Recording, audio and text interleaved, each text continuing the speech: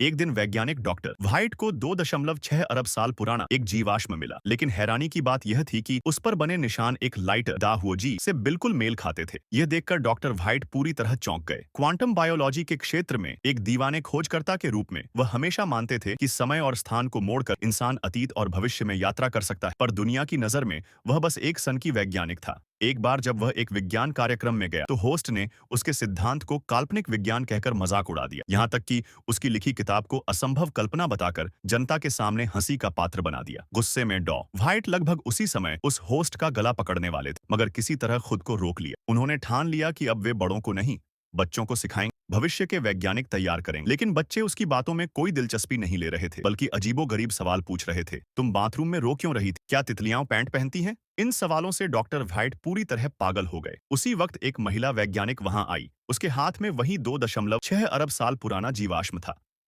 जब उन्होंने देखा कि उसका निशान सचमुच लाइटर से पूरी, डॉक्टर व्हाइट की आंखों में फिर से उम्मीद जग गई। यह उनके समय सिद्धांत का सबूत था। वे तुरंत अपनी टाइम मशीन लेकर निकल पड़े, अपने साथ उस महिला और एक सहयोगी विल को लेकर। तीनों एक पुरातन गुफा की ओर बढ़े। कयाक में बैठकर वे अंदर गए, लेकिन रास्ते में टाइम मशीन ने क्वांटम पार्टिकल्स में तीव्र उतार चढ़ाव दिखाया। जैसे जैसे तरंगें तेज हुईं, उन्हें लगा कि वे किसी शून्य में गिर रहे हैं। जब होश आया तो वे एक अजनबी रेगिस्तान में थे। सामने टूटी हुई हेलीकॉप्टर, जंग खाई समुद्री डाकू जहाज और आसमान में 3 चांद टंगे थे। स्पष्ट था वे किसी अनजान दुनिया में पहुंच गए थे। उत्साह के बाद अब समस्या थी वापस कैसे जाए।